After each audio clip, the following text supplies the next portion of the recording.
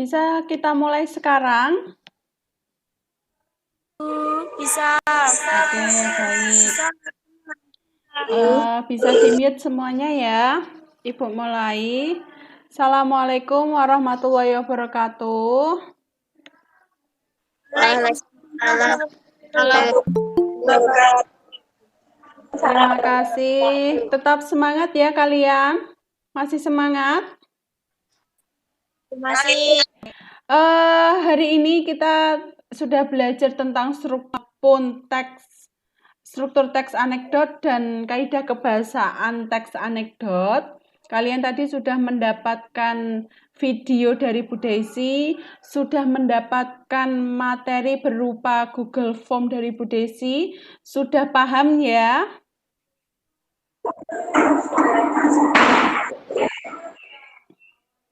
Baik, kalau sudah paham, Ibu akan memaparkan sedikit tentang baik struktur maupun kaidah kebahasaan teks anekdot. Bu Desi akan membahas sedikit atau sebentar saja untuk mengetahui seberapa jauh pemahaman kalian tentang struktur dan kaidah kebahasaan teks anekdot.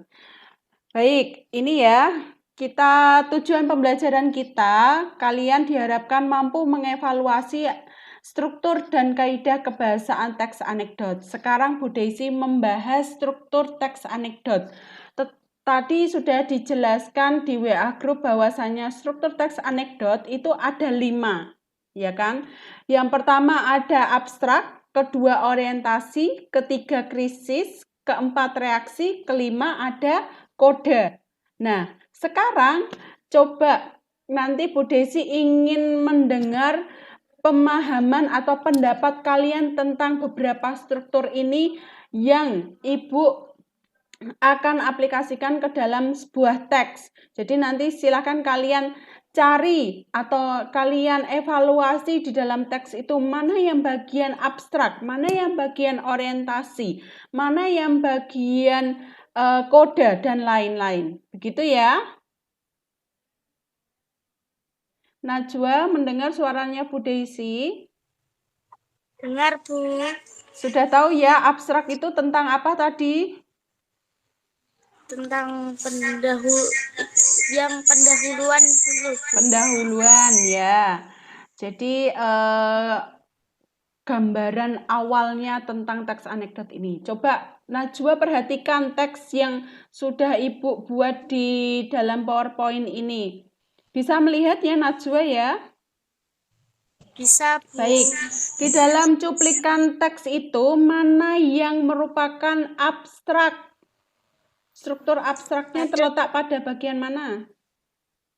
Pada suatu hari, Onyot si tukang becak berniat membeli makan siangnya selepas mengayuh becaknya selama setengah hari. Oke, baik. Struktur kedua ada orientasi. Coba Ibu mau mendengar suaranya Yaya. Yaya dengar suaranya Bu Daisy? Iya. Nah, silakan Yaya. Struktur orientasi pada cuplikan teks berikut itu terletak pada kalimat mana? Tibalah ia di sebuah rumah makan sederhana milik Ode. Struktur ketiga ada krisis. Silakan Bu Desi ingin mendengar suaranya Sinta. Sinta, dengar suaranya Bu Desi? Dengar. Baik, Sinta. Krisis menurut kamu itu apa dulu? Puncak dari permasalahan cerita. Puncak di permasalahan sebuah cerita. Baik, Ibu lanjut membahas tentang kaidah kebahasaan teks anekdot. Pertama, kalimat menyatakan peristiwa masa lalu dibuktikan pada kalimat mana? Coba Ibu ingin mendengar suaranya Garnis, dengar suaranya Bu Desi? Enggak, Bu. Baik, Garnis, bisa membaca ya di layar handphone kamu? Ada sebuah teks ya itu. Coba kamu tentukan mana yang menyatakan peristiwa masa lalu. Pada suatu hari. Terakhir, kaidah kebahasaan penggunaan kalimat perintah. Coba Bu Desi ingin mendengar suaranya Aprilia. Aprilia, dengar suaranya Bu Desi ya. Dengar. Baik, terima kasih. Coba Aprilia, mana yang menyatakan bahwa itu kalimat perintah? Mas Onyot, hati-hati jangan kebut-kebutan sering-sering direm. Mas, aku takut nih Mas ngebut banget. Baik, tepat sekali. Kita akan diskusi tentang teks anekdot yang berjudul petugas kebersihan. Silakan kelompok 1 yang ingin mewakili presentasi untuk mempresentasikan hasil dari struktur abstrak dan orientasi. Silakan. Assalamualaikum warahmatullahi wabarakatuh. Waalaikumsalam warahmatullahi wabarakatuh.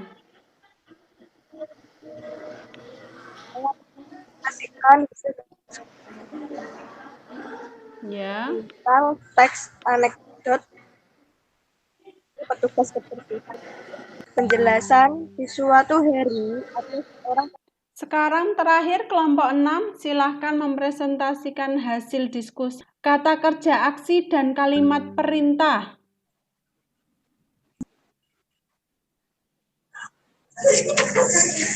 Assalamualaikum warahmatullahi wabarakatuh. Waalaikumsalam warahmatullahi wabarakatuh. Jadi kelompok 6 akan mempresentasikan teks petugas kebersihan tentang kaidah kebahasaan penggunaan kata kerja aksi dan penggunaan kalimat perintah. Penggunaan kata kerja aksi yaitu akhirnya petugas kebersihan memilih menghampiri orang itu. Kedua, jadi gini Pak, saya ini hobi main basket dan saya tadi sedang mencoba latihan dengan melempar sampah ke tong sampah di sana. Pria berdasi menunjuk tong sampah di dekatnya. Penggunaan kalimat perintah yaitu, woi, kalau buang sampah lihat-lihat dong. Jangan buang sampah seenaknya, hargai saya kalau lagi bekerja. Baik. Dah, Bu. Ya, terima kasih. Baik, sudah semua ya yang presentasi. Adakah yang sampai saat ini masih kesulitan dalam memahami struktur dan kaidah kebahasaan teks anekdot? Masih kesulitan memahami? Tidak, Bu, ya? makasih. Baik. Kalau tidak, Ibu beri simpulan pada pembelajaran pagi hari ini bahwasanya kita sudah belajar tentang struktur teks anekdot. Baik, Ibu lanjutkan. Untuk kaidah kebahasaan teks anekdot ada 5 juga. Pertama, ada penggunaan kalimat yang menyatakan peristiwa masa lalu. Dibuktikan dengan biasanya kata kalimat pada suatu hari, dahulu kala, pada sore hari yang lalu. Nah, pokoknya yang menyatakan masa lalu berarti itu termasuk pada yang menyatakan peristiwa masa lalu. Ada yang ingin ditanya saat ini tentang struktur dan kaidah kebahasaan? Tidak, Bu. Paham ya? Paham. Baik, terima kasih. Ya, silakan setelah ini kalian mengerjakan evaluasi dari saya. Nanti Ibu akan share linknya di WA Group. Baik, untuk mengakhiri pembelajaran pada pagi hari ini, silakan Yaya pimpin doa untuk mengakhiri pembelajaran pada pagi hari ini. Silakan.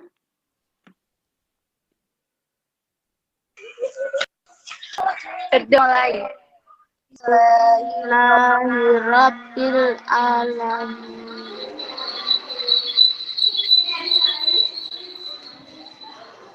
Terima kasih Yaya sudah memimpin doa untuk mengakhiri pembelajaran pada pagi hari ini. Kalian tetap semangat, tetap sehat, jaga kesehatan kalian, tetap makan makanan yang bergizi ya. Ibu rasa cukup untuk pembelajaran hari ini. Silakan setelah ini dikerjakan tugas evaluasi dari Bu Daisy. Sekian dari Bu Daisy. Wassalamualaikum warahmatullahi wabarakatuh. Waalaikumsalam warahmatullahi wabarakatuh.